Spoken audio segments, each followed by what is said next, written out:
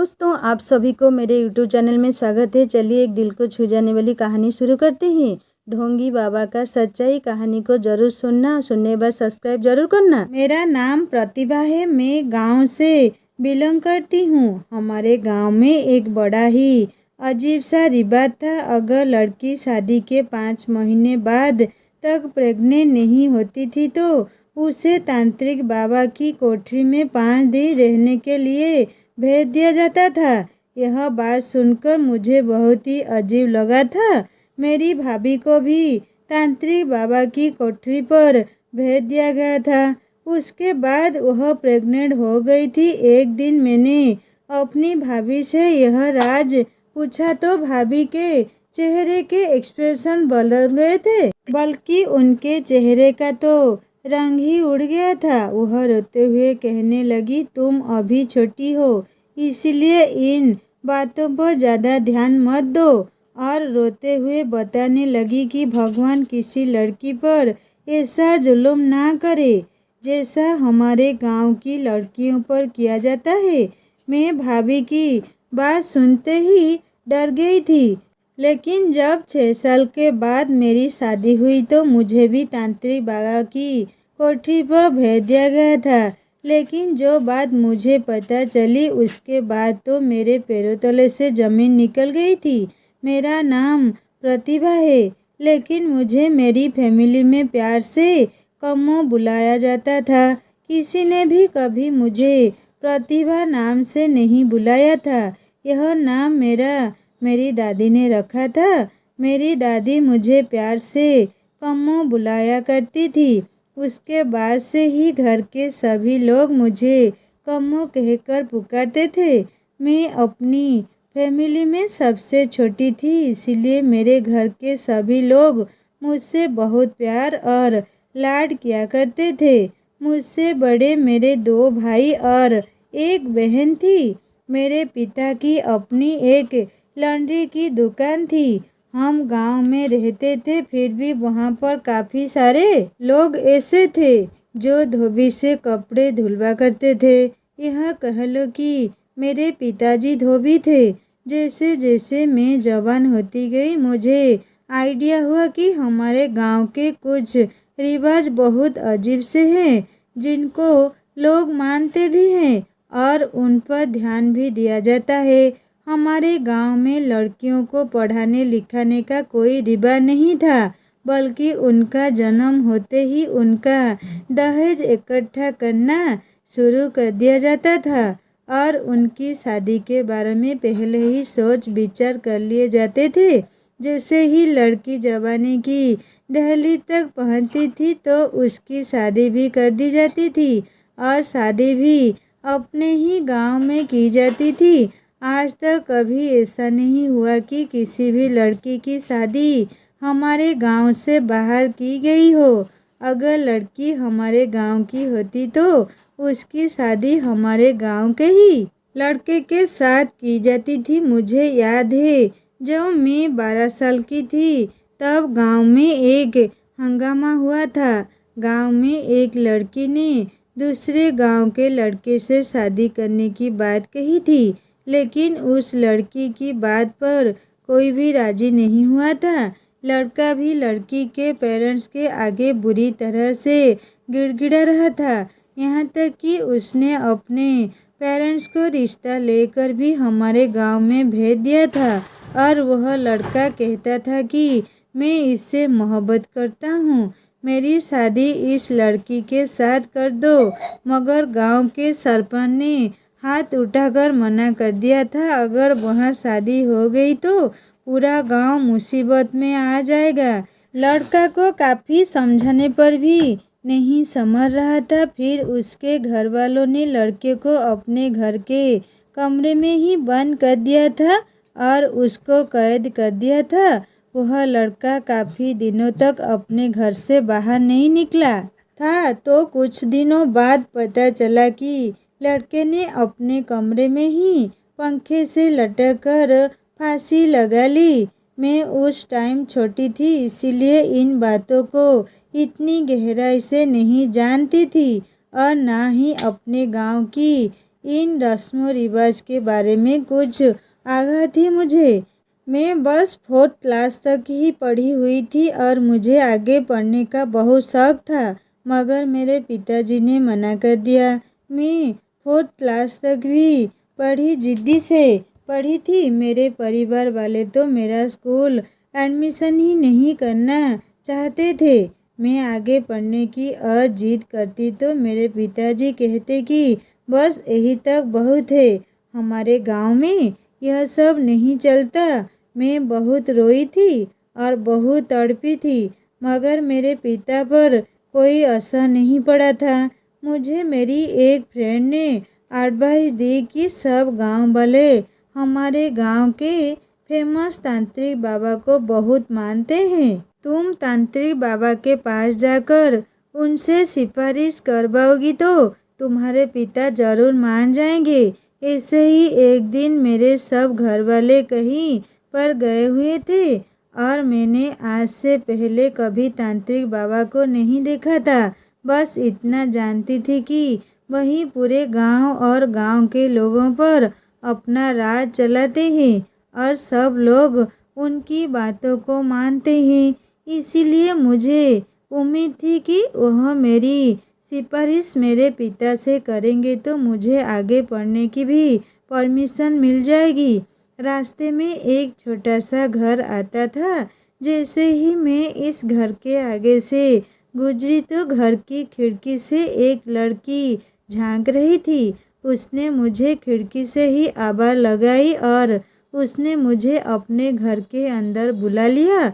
वह मुझसे पूछने लगी कि इतनी कड़ी धूप में तुम कहाँ जा रही हो। तो मैंने उसे सारी बात बताई और कहा कि मैं तांत्रिक बाबा के पास जा रही हूँ। कुछ देर सोचने के बाद उसने मुझसे कहा कि तुम्हें पढ़ने का बहुत शौक है तो मैं तुम्हें पढ़ाऊँगा। अवंतिका था। जब दोपहर को मेरे घर वाले सोने के लिए लौट जाते थे तो मैं अवंतिका मैम से पढ़ने के लिए आ जाती थी और उन्होंने ही मुझे पढ़ने के लिए किताबें और कॉपियाँ दी थी। अवंतिका मैम को देखकर लगता था कि वह बहुत पढ़ी लिखी है। अपने घर में शायद वह लड़की अकेली ही रहती थी, क्योंकि मैंने उनके घर में उनके अलावा कभी किसी को नहीं देखा था। अवंतिका मैम के पहनने के कपड़े भी गांव की और लड़कियों से काफ़ी डिफरेंस होते थे। गांव की सारी औरतें पुरानी साड़ियाँ पहनती थी, लेकिन अवंतिका मैम अच्छे अच्छे से सूट पहना करती थी। वह बोलती थी तो मेरा मन करता था कि मैं उनको सुनती चली जाऊं। उनके बोलने का स्टाइल और उनका गेटअप मुझे बहुत पसंद था। पूरे 6 साल में अवंतिका मैम के पास चोरी चुपके पढ़ने के लिए जाती रही। अगर मेरे घर में किसी को मुझ पर शक भी होता तो मैं अपनी फ्रेंड के घर का कहकर अवंतिका मैम के घर पढ़ने के लिए आ जाती थी। अवंतिका मैम ने मेरा 9th और 10th का एग्ज़ाम भी दिलवा दिए थे। मेरा हाई स्कूल कंप्लीट हो चुका था। अवंतिका मैम ने मुझे खुद ही स्कूल लेकर जाकर मेरे पेपर्स भी दिलवाए थे। मेरी माँ को और मेरी बहन को इस बारे में पता था, लेकिन मेरी बहन से यह खामोश रही। उन्होंने इस बारे में घर पर किसी को भी कुछ नहीं बताया था। मैंने हाई स्कूल कंप्लीट कर लिया तो मेरी माँ ने मुझसे कहा कि अब तुम बहुत बड़ी हो गई हो कि तुम्हारे पिता और दोनों भाइयों ने तुम्हारे घर से बाहर निकलने पर पाबंदी लगा दी है। वैसे भी अब तुम्हारे भैया की शादी होने वाली है, इसलिए तुम अपने भैया की शादी की तैयारी में बिजी हो जाओ। मैंने अपनी माँ से कहा, माँ मैं चाहती हूँ भैया की शादी में अवंतिका मैम को भी बुलाया जाए। यह बात सुनकर मेरी माँ अचानक ही घबरा गई और कहने लगी, खबरदार किसी को बताना भी मत कि तुम उस अवंतिका को जानती हो। इस गांव के सभी लोगों ने उसके साथ संबंध खत्म कर रखे हैं। मैं यह सुनकर हैरान रह गई और कहने लगी, मगर ऐसा क्यों माँ? माँ कहने लगी, क्योंकि एक दिन उसने तांत्रिक बाबा के साथ बहुत बदतमीजी की थी। यह तांत्रिक बाबा वही था जिसको गांव के सारे लोग बहुत इज्जत दिया करते थे और उसका बहुत सम्मान किया करते थे। तांत्रिक बाबा को ही गांव का सरपंच भी बना दिया गया था। उस दिन मुझे पहली बार अपने गांव की अजीबोगरीब रस्म और रिवाज के बारे में पता चला था कि जो लड़की शादी के 5 महीने बाद तक प्रेग्नेंट नहीं होती उसे तांत्रिक बाबा के पास 5 दिन रहने के लिए भेज दिया जाता है, जहां पर उसका इलाज किया जाता है और फिर वह प्रेग्नेंट हो जाती है। अवंतिका मैम बाकी लड़कियों से काफ़ी डिफरेंस थी। वह पढ़ी लिखी थी और इसीलिए शादी के बाद जब वह प्रेग्नेंट नहीं हुई तो उन्होंने तांत्रिक बाबा के पास जाने से इनकार कर दिया था, जिसके नतीजे में उनके सारे परिवार वालों ने और उनके ससुराल वालों ने उनसे सारे संबंध खत्म कर दिए थे और उनको उस घर में बंद कर दिया था। यह सब मुझे पहली बार पता चला था और यह रिवाज सुनकर बड़ा ही अजीब लगा था। फिलहाल मेरे बड़े भैया की शादी और मेरी बहन की शादी एक ही दिन हो गई थी। शादी होने के बाद मेरी बहन अपने ससुराल चली गई और भाभी हमारे घर पर आ गई थी। वह हमारे गांव में ही रहती थी, इसलिए मैं भाभी को पहले से ही जानती थी। भाभी के घर आने से मैं बहुत खुश थी क्योंकि मेरी बहन की भी विदाई हो गई थी, इसलिए मैं खुद को बहुत अकेला महसूस करती थी। मगर भाभी घर में आते ही मेरी दोस्त बन गई थी। उनके साथ मेरी बहुत अच्छी बातचीत होनी शुरू हो गई थी। मेरी भाभी बहुत अच्छी और समझदार थी और बहुत सुशील और संस्कारी भी थी। वह सारा दिन भगवान की पूजा में ही गुजार दिया करती थी। मैं उनसे पूछती तो वह कहती कि प्रार्थना किया करो भगवान से मुझे जल्द से जल्द औलाद दे दे। अगर मैं 5 महीने तक प्रेग्नेंट नहीं हुई तो मुझे तांत्रिक बाबा के पास जाना होगा। मेरे बड़े भैया और मेरी बहन की शादी एक ही दिन हुई थी और शादी के तीसरे महीने ही मेरी बहन प्रेग्नेंट हो गई थी, मगर मेरी भाभी की गोद अभी तक सुनी थी। मैंने अपनी भाभी को समझाया और कहा कि आप उदास क्यों हो रही हो, आप इस बारे में भैया से कहो, हो सकता है वह आपका इलाज किसी अच्छे डॉक्टर से करवा दे, उसके बाद आप प्रेग्नेंट भी हो जाओ। भाभी कहने लगी, ऐसा नहीं हो सकता, यहाँ पर किसी का इलाज नहीं करवाया जाता, यहाँ सिर्फ तांत्रिक बाबा से ही इलाज करवाया जाता है। लेकिन मैं तांत्रिक बाबा के पास नहीं जाना चाहती, बस तुम मेरे लिए प्रार्थना करो। मेरी भाभी की शादी को 4 महीने हो गए थे तो गांव की औरतों ने हमारे घर आकर मेरी माँ को राय देना शुरू कर दिया कि तुम अब अपनी बहू को तांत्रिक बाबा के पास लेकर चलो।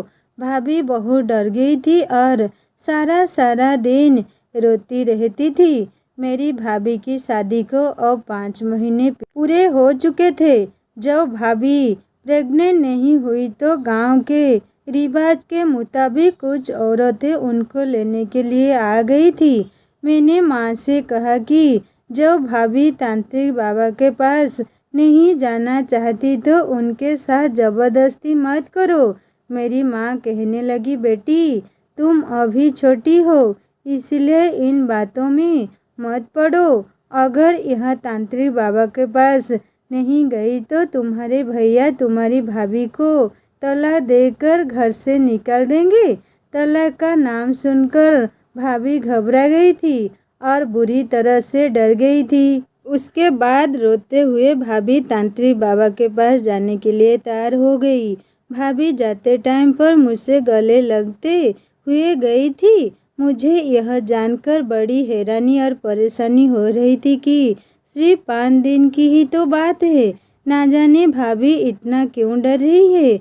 मुझे वैसे भी यकीन नहीं था कि किसी तांत्रिक बाबा के इलाज से किसी के यहाँ पर बच्चा भी पैदा हो सकता है।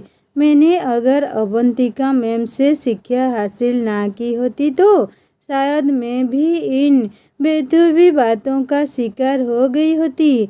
अवंतिका मैम की दी हुई शिक्षा मुझे अच्छी तरह से याद थी कि संतान देना और ना देना सिर्फ भगवान के हाथ में ही। तो फिर यह बाबा क्या करता था? भाभी को गए हुए 2 दिन गुजर गए थे। मुझे बड़ी हैरानी हो रही थी। एक दिन मैं चोरी चुपके घर से निकल गई थी ताकि जाकर भाभी का हालचाल मालूम कर सकूं। वह तांत्रिक बाबा गांव के सबसे आखिरी कोने पर रहता था। मैं अपना मुंह छुपाकर वहां से चली गई थी। वह एक बड़ी सी कोठरी थी जिसके आसपास काफ़ी सारे छोटे छोटे कमरे भी थे और वहां पर बने हुए थे। उन कमरों में काफ़ी सारी औरतें मौजूद थी। मैं हर कमरे की खुली हुई खिड़की के पास जाकर भाभी को ढूंढ रही थी। आखिर 3-4 कमरों के बाद एक कमरा आया था जिसकी खिड़की खुली हुई थी। वहीं से मुझे भाभी नज़र आ गई थी। वह ज़मीन पर बैठी हुई थी। मैंने उनको आवाज़ दी तो भाभी मुझे देखकर चौंक गई थी और कहने लगी कि तुम यहाँ पर क्यों आई हो? जाओ यहाँ से, मैं 2 दिन के बाद खुद आ जाऊंगी। मैंने कुछ पूछना चाहा तो भाभी ने हाथ जोड़ लिए। उनकी आंखों में आंसू थे और कहने लगी, तुम्हें भगवान का वास्ता है, प्लीज़ यहाँ से चली जाओ। भाभी की हालत देखकर मुझे बहुत अफसोस हो रहा था। वह मुझे कुछ परेशानी नज़र आ रही थी। भाभी ने कहा, तुम जाओ यहाँ से, मैं नहीं चाहती कि कोई तुम्हें देख ले। मैं भाभी के कहने पर लौट आई थी। पूरे 5 दिन हुए तो मेरी माँ और भैया जाकर भाभी को घर पर ले आए थे। भाभी बहुत बुरी हालत में लग रही थी। उनकी आँखों के नीचे डार्क सर्कल भी पड़े हुए थे और वह पहले से भी ज़्यादा कमज़ोर लग रही थी। मैंने कहा, माँ, यह भाभी को क्या हुआ है? मेरी माँ कहने लगी, चुप करो, कुछ नहीं हुआ तुम्हारी भाभी को। तुमसे कितनी बार कहा है कि बड़ों के बीच में मत बोला करो, अभी तुम छोटी हो। माँ ने मुझे डांट कर खामोश करवा दिया था। माँ कहने लगी, बाबा के इलाज की वजह से ऐसा हुआ है, घबराने वाली कोई बात नहीं है। मैंने माँ के ऐसा कहने पर अफसोस से सर हिला दिया था और अपने दिल में सोचने लगी कि ऐसा भी मुमकिन नहीं है कि बाबा के इलाज से भाभी प्रेग्नेंट हो जाए। लेकिन मैं हैरान तो तब हुई थी जब 1 महीना गुजर गया था और उसके बाद खबर मिली कि भाभी प्रेग्नेंट है। माँ और भैया की तो खुशी का ठिकाना भी नहीं था। वह सारे गांव में मिठाइयाँ बांट रहे थे और खूब खुशियाँ मना रहे थे।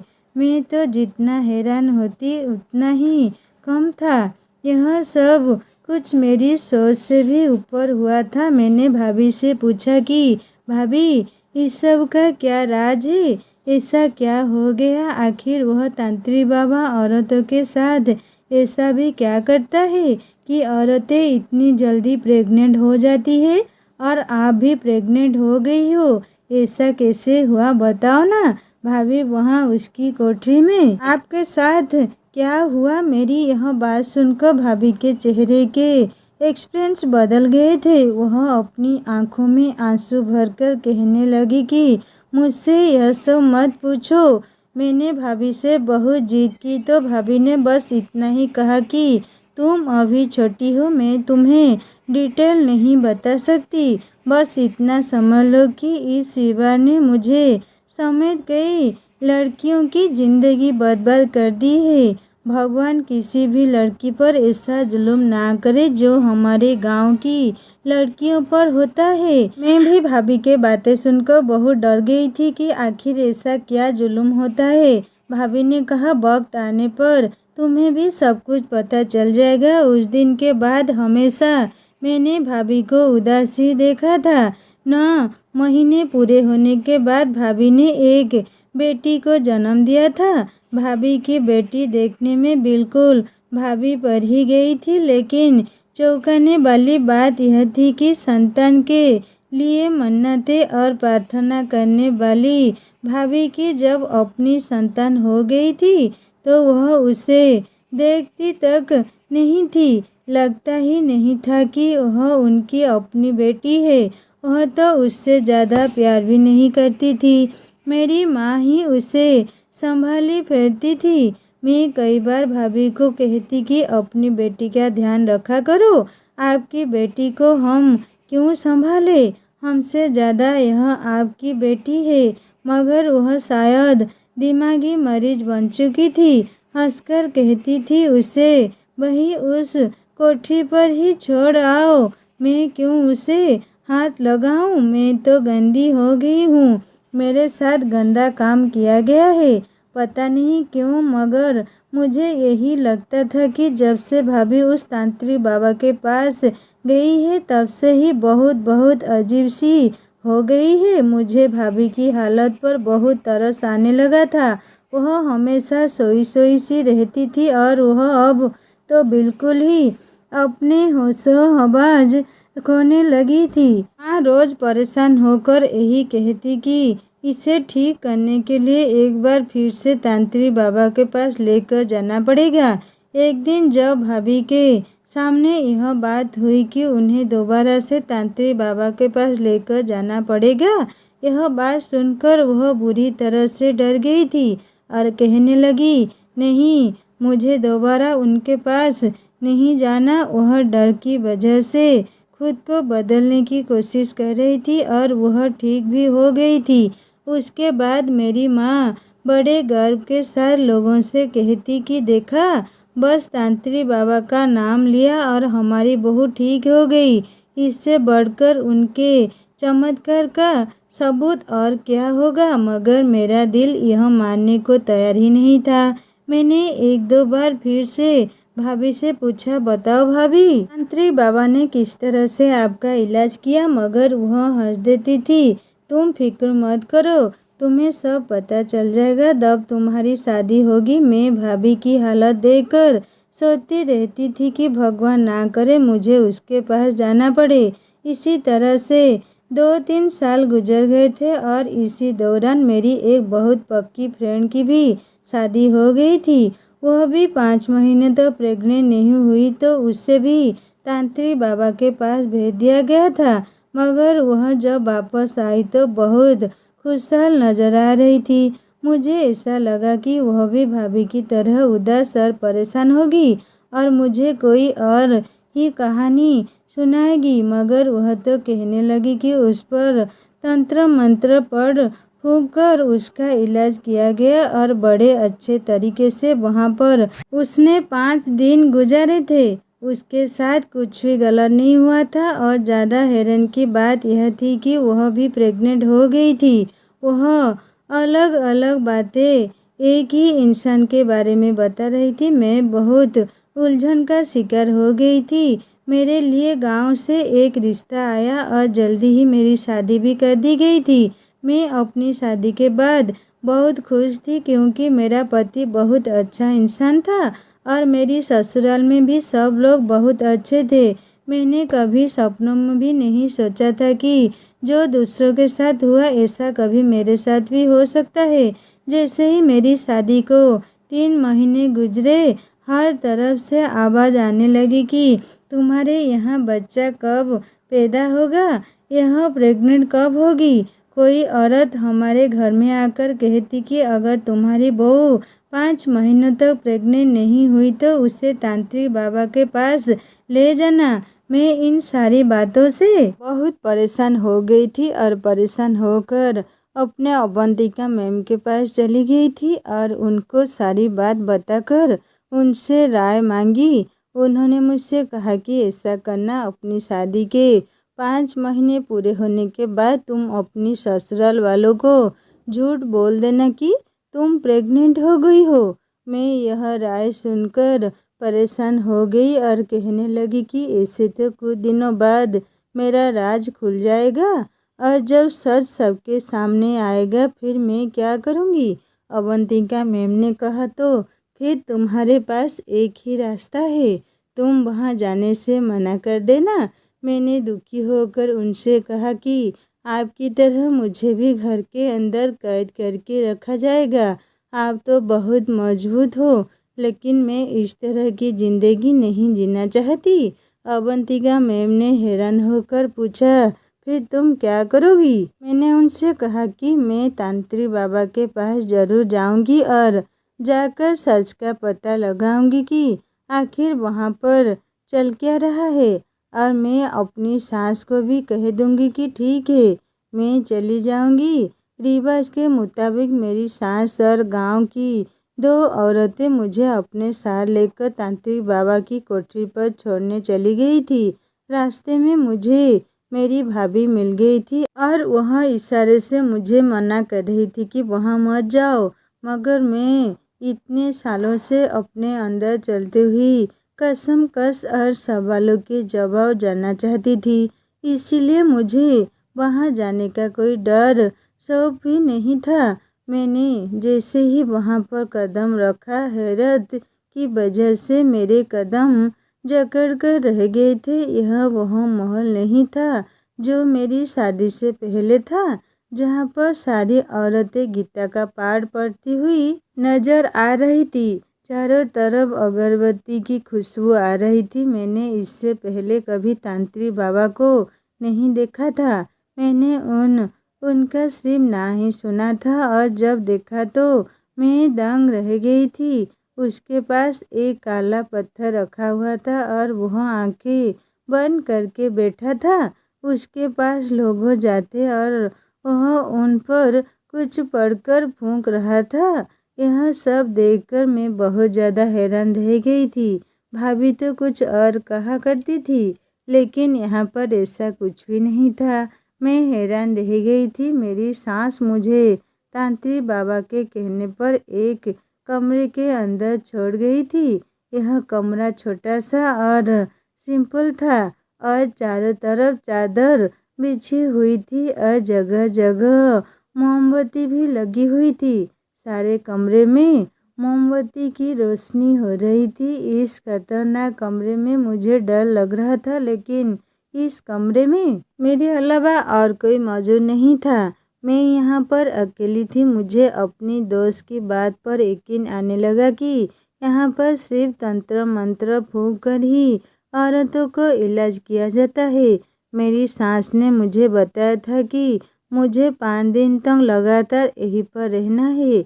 मैं यहाँ पर सुबह के टाइम आई थी, लेकिन अब मुझे रात हो गई थी। रात के टाइम पर मेरे पास एक लड़की मुझे खाना देने के लिए आई थी। उस लड़की के अलावा कमरे में अभी तक कोई और मुझसे मिलने के लिए नहीं आया था और ना ही इस बाबा ने मुझे बुलाया था। मैंने सोचा उनके पास ज़्यादा भीड़ भाड़ थी, इसीलिए शायद मुझे सुबह बुलाया जाए। यही सब सोचकर मैं सोने के लिए लेट गई थी। मैं बहुत गहरी नींद में चली गई थी जब आधी रात को मुझे ऐसा महसूस हुआ कि कमरे के अंदर कोई दाखिल हुआ। मेरी तो जान ही निकल गई थी। कमरे में बुरी तरह से अंधेरा छाया हुआ था। मेरे दिमाग में वह सब आने लगा जो भाभी कहा करती थी। इससे पहले मैं शोर मचाती, जो आदमी अंदर आया था उसके हाथ में एक मोमबत्ती थी और उस मोमबत्ती की रोशनी जब उस आदमी के चेहरे पर पड़ी तो उसे देखकर मुझे कुछ सुकून हुआ था। वह तो और कोई नहीं बल्कि मेरा पति था। मैंने हैरान होकर अपने पति से पूछा कि आप यहाँ पर क्या कर रहे हो? तो वह कहने लगे कि तांत्रिक बाबा ने कहा था कि तुम अपनी पत्नी के कमरे में रात को जाकर सो जाना। वह कहीं अकेली रात को यहाँ पर डर न जाए, इसलिए मैं यहाँ पर तुम्हारे पास आ गया। मुझे यह सब सुनकर बड़ी तसल्ली हुई थी कि वह तांत्रिक बाबा ऐसा नहीं है जैसा मैंने उसके बारे में सोचा था। अगले दिन तांत्रिक बाबा ने मुझे और मेरे पति को सुबह सुबह अपने पास बुलाया और हम दोनों पर कुछ पढ़कर फूंक दिया और उसके बाद मेरे पति काम पर चले गए। उसके बाद मेरे पति ने मुझे मेरे ही कमरे में बने हुए मंदिर के आगे प्रार्थना करने के लिए कहा। फिर रात हुई तो फिर से मेरा पति मेरे पास आ गया था। मैं वहाँ का सारा माहौल देखकर बहुत इम्प्रेस हुई थी, लेकिन बस एक बात मुझे समझ नहीं आई थी कि मेरे पति ने इतने ढेर सारे पैसे उस तांत्रिक बाबा को क्यों दिए। कहीं इस बाबा की फीस थी या कुछ और। तो मेरा पति कहने लगा कि अरे पागल, तांत्रिक बाबा हमारे लिए कितना कुछ कर रहे हैं, उनकी कोई फीस नहीं है। लेकिन यह मैंने अपनी खुशी से उनको दे दिए। यह रकम को हमसे ज़बरदस्ती तो नहीं ले रहे ना। यह सब अपनी खुशी और हैसियत के मुताबिक उनको पैसे दिए जाते हैं। उनके साथ कोई ज़बरदस्ती नहीं की जाती। बाबा जी इतने अच्छे हैं, तभी तो सारे गांव में तांत्रिक बाबा का नाम चलता है। तांत्रिक बाबा के पास 5 दिन तक मेरा इलाज चलता रहा था। मुझे वहाँ पर पीने के लिए कुछ दवाइयाँ भी दी जाती थी। तांत्रिक बाबा मुझ पर कुछ फूंकने भी आते थे, लेकिन वो मुझे नज़र उठाकर तक नहीं देखते थे। भाभी की सारी बातें झूठ निकली थी। वह तो ऐसे रोती थी जैसे यहाँ पर लड़कियों के साथ बहुत जुल्म किया जा रहा हो, जबकि मैंने देखा था कि यहाँ पर ऐसा कुछ भी नहीं था। मैं पूरे 5 दिन वहाँ पर रहकर आ गई थी। मेरी सास और पति को पक्का यकीन था कि मैं भी बहुत जल्द उनको प्रेग्नेंट होने की खबर सुना दूंगी। मगर 2 से 3 महीने गुजर चुके थे, लेकिन अभी तक मैं प्रेग्नेंट नहीं हुई थी। मेरी सास और बाकी लोग तरह तरह की बातें करने लगे थे कि लगता है इन पति पत्नी के पास कुछ ज़्यादा ही है, जो तांत्रिक बाबा के इलाज के बावजूद भी यह दोनों माता पिता नहीं बन पा रहे। मैं बहुत परेशान थी और इसी परेशानी में अपने माता पिता के घर चली गई थी। वहाँ पर भाभी भी मौजूद थी और अपनी बेटी को खाना खिला रही थी। भाभी मुझे देखकर मुझसे कहने लगी, क्या हुआ वहाँ जाकर, तुमने अपना शौक पूरा कर लिया? मैंने तुम्हें मना किया था ना कि तुम वहाँ पर मत जाओ, लेकिन तुमने मेरी एक नहीं सुनी। मैं तो पहले से ही बहुत परेशान थी। भाभी की बातें सुनकर मुझे और भी ज़्यादा गुस्सा आ गया था। मैंने भाभी से गुस्से में कहा कि आपने मुझसे झूठ क्यों बोला? वहाँ पर तो कुछ भी ऐसा वैसा नहीं किया जाता जिसको बता बता कर आप इतना रो रही थी। वह तांत्रिक बाबा तो बहुत शरीफ इंसान है और वहाँ के लोगों का इलाज बहुत ईमानदारी से करता है। मेरी बात सुनकर भाभी हंसने लगी और कहने लगी, तो फिर तुम अब तक प्रेग्नेंट क्यों नहीं हुई? और बाकी की लड़कियाँ वहाँ जाने के बाद प्रेग्नेंट क्यों हो गई? मैं कैसे प्रेग्नेंट हो गई? मेरे पास तो एक बेटी भी है। मैं भी तो तांत्रिक बाबा के पास ही गई थी ना। मेरे पास भाभी के सवाल का कोई जवाब नहीं था, इसलिए मैं चुप रही। भाभी मुझसे कहने लगी, तुम्हें डॉक्टर के पास जाना चाहिए। मैंने कहा, भाभी आपको तो पता है कि हमारे गांव में डॉक्टर के पास नहीं बल्कि इसी तांत्रिक बाबा के पास ही जाते हैं।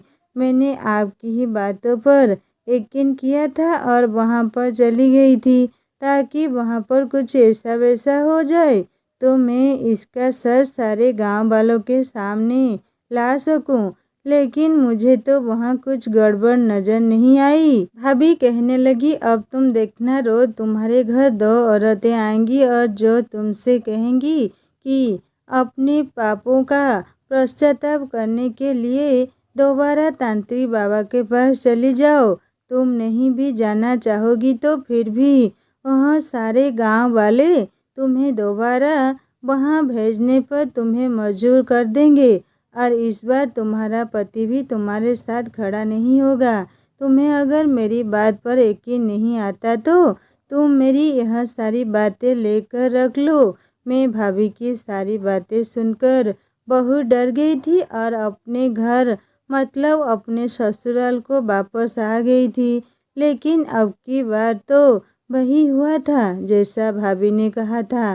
रोज़ अलग अलग तरह की दो औरतें हमारे घर पर आ जाती थी और मेरी सास से वही सब कुछ कहती जो मुझे भाभी ने बताया था। वह कहती कि बहू को दोबारा से तांत्रिक बाबा के पास लेकर जाओ, इसके पापों का पश्चाताप करवाओगी तभी जाकर तुम दादी बनोगी। रोज़ हमारे घर में कोई ना कोई नई औरतें आती और मेरी सास को पट्टियाँ पढ़ाती थी। वही सब कुछ चल रहा था जिसके बारे में भाभी मुझे पहले ही बता चुकी थी। मैं इन सारे हालात से बहुत ज़्यादा तंग आ चुकी थी क्योंकि अब मेरी सास के तेवर भी बदलने लगे थे और मुझे उनके तेवर से डर लगने लगा था। इसलिए एक दिन मैंने अपने पति से कहा कि चलो दोबारा तांत्रिक बाबा के पास चले जाते हैं। अब तक भाभी की कही गई सारी बातें सच साबित होती चली जा रही थी। मैं और मेरे पति वहाँ पर गए तो तांत्रिक बाबा हमसे कहने लगा, तुम्हारे पति के पाप तो बहुत कम है लेकिन तुम्हारे पाप ज़्यादा है जिनका पश्चाताप करना होगा। तुम्हें ज़्यादा से ज़्यादा भगवान के आगे रो रो कर अपने पापों का पश्चाताप करना पड़ेगा, जिसके लिए तुम्हें पूरे लगातार 3 दिन या 3 रातों तक कमरे के अंदर बंद होकर सिर्फ और सिर्फ भगवान के आगे प्रार्थना ही करनी है। मैंने कहा ठीक है, इसमें मेरे पति भी मेरा साथ देंगे। लेकिन तांत्रिक बाबा ने कहा नहीं, इस बार तुम्हारा पति तुम्हारा साथ नहीं देगा और ना ही कमरे में रुकेगा। यह बात सुनकर तो मेरे पसीने छूट गए थे। भाभी की कही गई हर बात सच साबित हो रही थी। ना जाने क्या सच था और क्या झूठ था। वह जो मैं अपनी आँखों से पिछली बार देख चुकी थी वह सच था या जो मैं अब देख रही थी वह सच था। मैं अपने पति को रोकना चाहती थी मगर वह नहीं रुकी और मुझे छोड़कर चले गए। मेरा दिल कह रहा था कि मुझे यहाँ से भाग जाना चाहिए क्योंकि मुझे अपने साथ कुछ गलत होने का अंदेशा नज़र आ रहा था। लेकिन मैं उठकर कमरे में चली गई जहाँ पर मुझे तांत्रिक बाबा ने जाने के लिए कहा था। मैं दोबारा वहीं पर आ गई थी जहाँ पर मैं पहली बार भी नहीं जाना चाहती थी और एक बार फिर से मैं उसी कमरे में आ गई थी क्योंकि हालात भी ऐसे ही हो गए थे। क्योंकि मैं ना चाहते हुए भी भाभी के कहने पर यहाँ पर आ गई थी और फिर मुझे सच का भी तो पता लगना था। थोड़ी ही देर गुजरी थी कि तांत्रिक बाबा भी कमरे में आ गया था। मैंने कहा आप यहाँ पर क्या करने आए हैं? तांत्रिक बाबा ने मेरे करीब आते हुए कहा कि मैं तुम्हारे बारे में सब जानता हूँ। मैं डरकर पीछे हट गई और पूछने लगी तो आप मेरी मदद करेंगे? तांत्रिक बाबा कहने लगा हाँ, मैं तुम्हारी मदद ज़रूर करूँगा, बल्कि मैं तुम्हारी मदद करने के लिए ही तो यहाँ पर आया हूँ। तुम ज़रूर माँ बनोगी और अपने बच्चे को अपने हाथ में खिला सकोगी, लेकिन इसके लिए एक शर्त होगी। मैं तुमसे जैसा कहूँगा तुम्हें वैसा ही करना पड़ेगा। तांत्रिक बाबा ने जो मुझे शर्त बताई उसे सुनकर तो मेरे कदमों तले से ज़मीन ही निकल गई थी। भाभी ने सच ही कहा था कि वह इंसान नहीं बल्कि एक बहुत बड़ा दरिंदा था। इंसान के रूप में एक छुपा हुआ भेड़िया था जो लोगों के साथ गलत कर रहा था। उसने मुझे गलत काम करने के लिए कहा था। मैंने जब इनकार किया तो वह कहने लगा इस तरह से तो तुम कभी भी माँ नहीं बन सकती। रोज़ लोग तुम्हारे घर जाकर तुम्हें बेइज्जत करेंगे और तुमसे सवाल जवाब करेंगे तो तुम उन्हें क्या जवाब देगी? उसने मुझे इतने बुरे तरीके से इमोशनल ब्लैकमेल किया था कि मेरे पास और कोई भी चारा नहीं बचा था कि मैं उसकी बात मानने के बारे में सोचूं। वह खतरनाक हंसी हंसने लगा था। मैं अब सब कुछ समझ चुकी थी। मैंने पूछा कि न तुम्हारे पास जो औरतें आती होंगी तुम उनके साथ भी यही सब कुछ करते होंगे और उसे इसी तरह से ब्लैकमेल करते होंगे इसलिए वह बेचारी चुप हो जाती होंगी और अपनी इज्जत और शादी बचाने की खातिर इस गलत काम के लिए तैयार हो जाती होंगी। वह तांत्रिक बाबा कहने लगा, ऐसा ही है, जो लड़कियां मेरे पास आती है वह ज़्यादा ही बेबस और लाचार होती है, जमाने और ससुराल की सताई हुई होती है। अगर उनके यहाँ पर बच्चा पैदा ना हो तो उनका तलाक हो जाएगा। इसी डर से वह मेरे पास आती है और मेरे बच्चों की माँ बनकर अपनी शादीशुदा ज़िंदगी बचा लेती है। मेरी मानो तो तुम्हें भी अपनी शादीशुदा ज़िंदगी बचाने के लिए ऐसा ही करना चाहिए। मैंने कहा, तुम्हें शर्म नहीं आती? मासूम गांव वालों को धोखा देते हुए यह रस्म रिवाज के नाम पर तुमने बहुत ही औरतें के साथ गलत काम किया है, उनकी इज्जत के साथ खिलवाड़ किया है। वह हंसने लगा और कहने लगा, इस रिवाज की शुरुआत मेरे पिता ने की थी। वह अच्छी खासी कमाई करते थे और इलाज के नाम पर अय्याशी भी कर लिया करते थे।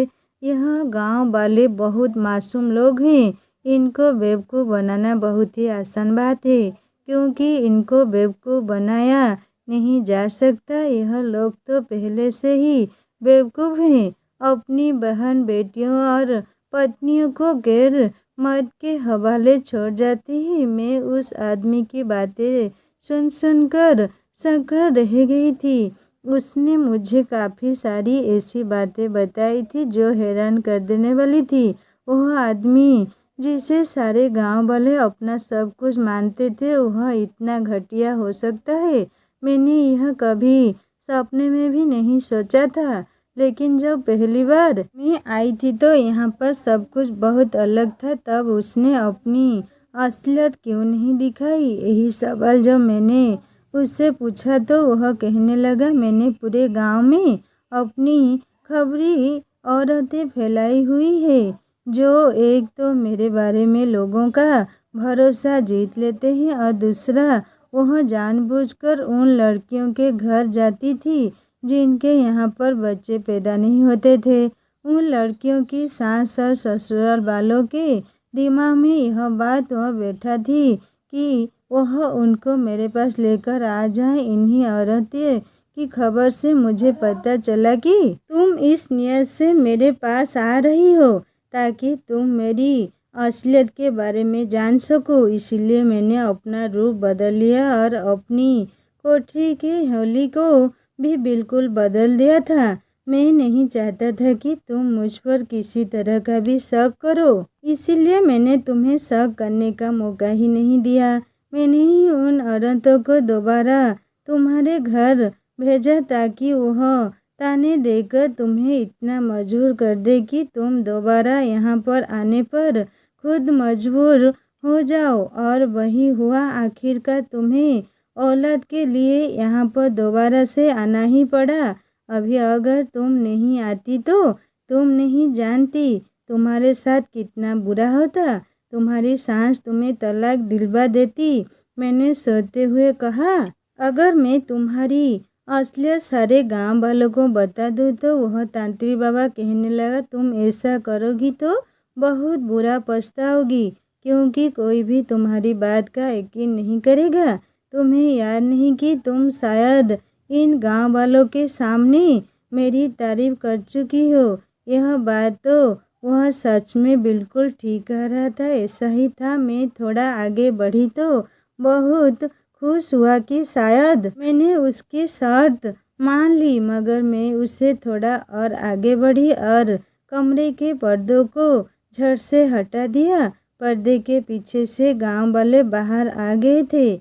उसके बाद तांत्रिक बाबा के चेहरे का रंग उड़ गया था। उसे उम्मीद नहीं थी कि बाजी इस तरह से भी पलटी जा सकती है और मैं ऐसा भी कुछ कर सकती थी। ऐसा उसने सपने में भी नहीं सोचा था।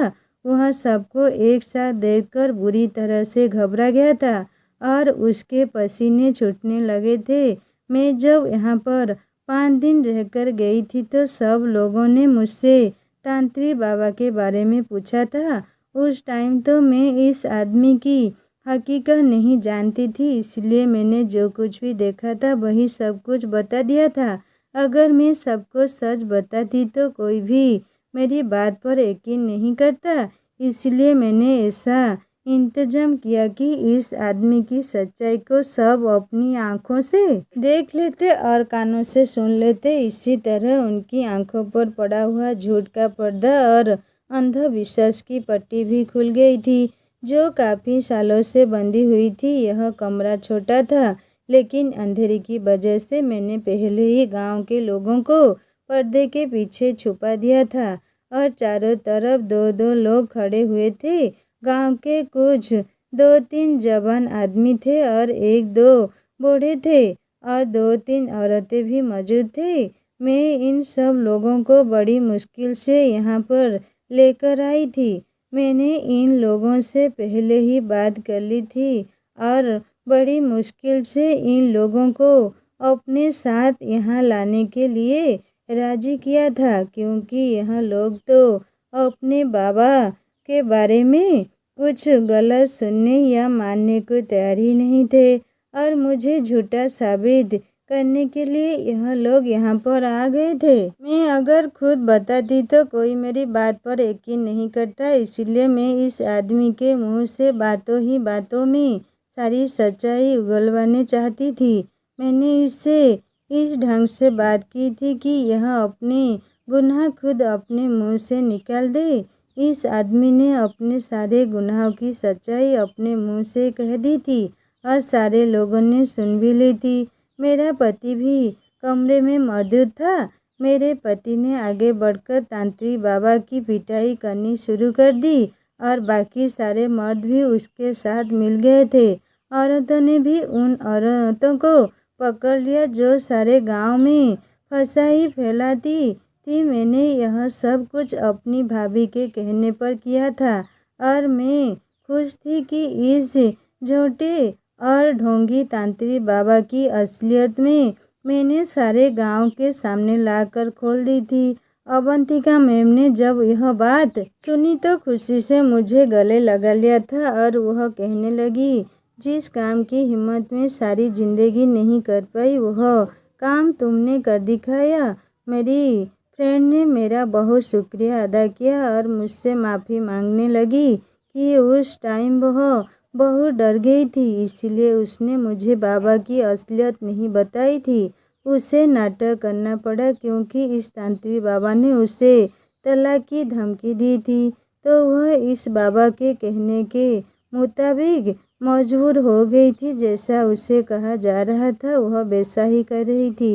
मैंने कहा, सबको असली बात पता चल गई, लेकिन इस सारे शुक्रिया के हकदार मेरी भाभी हैं, जिन्होंने मुझे इस काम के लिए राजी किया था, हिम्मत और हौसला दिया था। सारे गांव वालों की असल ठिकाने आ चुकी थी और उन्होंने ठान लिया था कि अब कभी भी अपनी बेटियों और बहनों को किसी गलत आदमी के हवाले नहीं करेंगे। उस दिन के बाद सारे गांव का माहौल ही बदल कर रह गया था।